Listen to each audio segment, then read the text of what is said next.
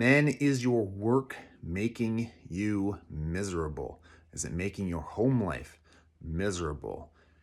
I've worked in corrections and law enforcement the last 6 years, and the first 5 years were absolutely miserable. They weren't terrible at the beginning, but what I didn't realize was I was becoming miserable more and more each day.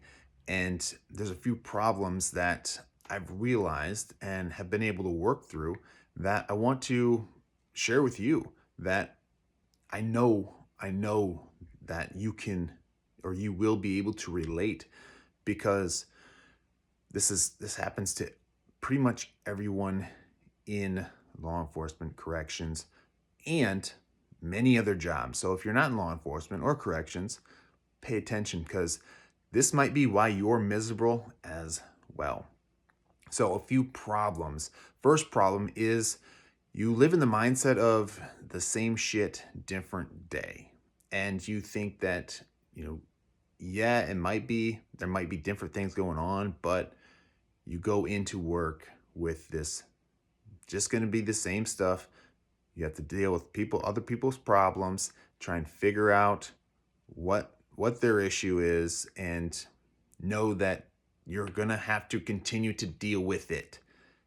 And it's just going to be a cycle of every day. So that's problem number one. Problem number two is you feel stuck. Maybe it's because of the pay. It's decent pay in most places. Maybe it's because you feel vested in your retirement. You feel like, oh, I've put in so many years, and I can't go anywhere else. My first day working in the prison, that's exactly what someone told me. They're like, "Oh, I'm vested now, so I'm here." And that guy was only like 5 years in, and that was the moment I knew that I didn't want to get to that place in my mind. Whether I was vested or not, like, I don't want to be in a place where I feel stuck. And thankfully, with the prison, I was able to get out in just under my goal time, which was 3 years. So maybe that's why you're feeling miserable. You feel stuck, like you can't go anywhere else simply because of retirement, or you feel like you can't go anywhere because it's going to mess up your future. That's an issue. Problem number three is the constant stress. Again, kind of goes back to the same shit, different day, but it's stressful working in corrections, working in law enforcement. Working for somebody else is stressful. I get it. And when we focus on the constant stress and the trauma, there's going to be trauma. There's things that we see that we don't want to see, don't need to see, but we have to see it. And when we focus on that, we start to just get negative. We see it. I see it all the time. I've been there. Like I said, been there. I was miserable for years. And I see other people just constantly negative. And it's because of the constant stress and trauma. But that's the problem. We can get past that. We can work through that. Problem number four is the hero to zero life. When we go to work, maybe in corrections, for sure in law enforcement, then maybe as a first responder, firefighter, and paramedic, whatever that may be, we're the hero. We're going and helping people. Sure, there's a lot of people that don't want our help and we have to deal with their bullshit, but there's people that, oh, thank you so much, and da, and we're the heroes for some people.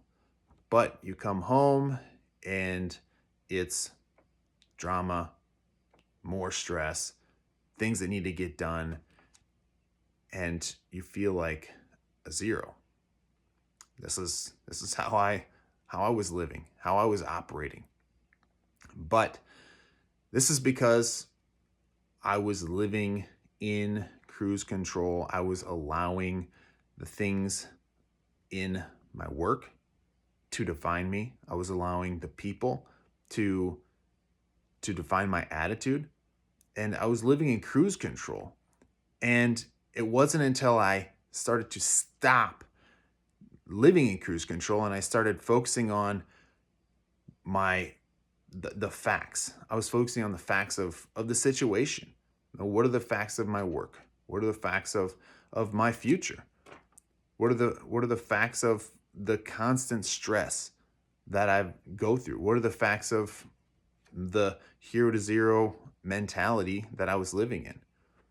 And being able to focus on the facts and then moving and separating them from what I was actually feeling, I started to realize that I was putting a lot of false facts, what I thought were true, into all of this shit that was constantly making me miserable.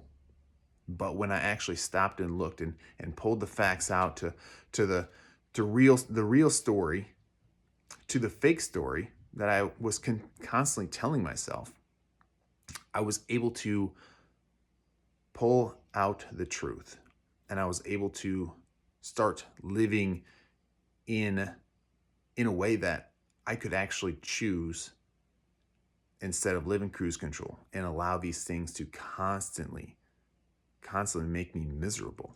So with the 4 problems that I shared, there's 4 possibilities, and I hope these are a possibility for you, because they've not only become a possibility for me, but they are becoming a reality for me. So the first possibility was the same shit, different day mindset, but the reality or the possibility is for you is you can find some enjoyment and some excitement for each day. You can go into your work with an attitude of, hey, it's going to be a good day. There's going to be some shit I got to deal with, but I know my why, I know my purpose. I know why I'm going into work today. And when you know your purpose for going into work, and that could be whatever it is for you, you're going to be able to have some excitement, have some feeling of purpose and joy to go into your work and to do a good job. And ultimately that's what we want to do. We want to have purpose. We want to do a good job. So this is a possibility for you. The second one is freedom to grow. The problem was you felt stuck, but the possibility is that you can have freedom to grow, whether that's in your current job or moving on to a different job, a better opportunity. When we get out of the mindset of feeling stuck, stop telling ourselves that we're stuck and we can't go anywhere because of this, that, or the other thing, whether it's retirement or the pay, there is opportunities for you in your work or somewhere else. You have the freedom to grow. Secondly, the problem was the constant stress and trauma.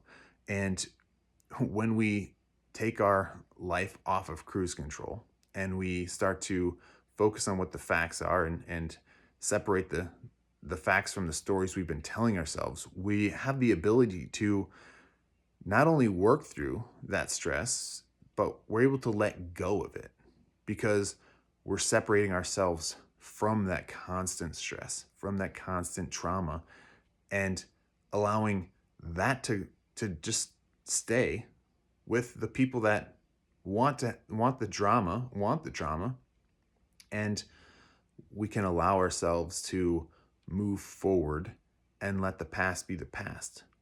Not that it's not there or didn't happen, but we can work through that and let it go, and we can grow from it. Use it as an opportunity to learn and grow instead of using it or holding on to it and allow it to be the things that eventually cause depression, cause divorce, cause suicide, when we're holding on to it, that's what's going to happen. We're eventually going to boil up and explode. And the reality is, it probably has already happened to you. So that was number 3. Number 4, the hero to zero lifestyle, where you go to work and people love you. You come home and it feels like there's no love.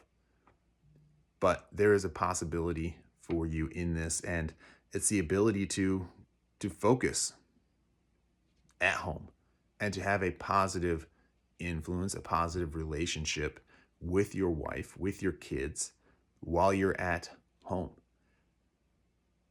And again, these were all me.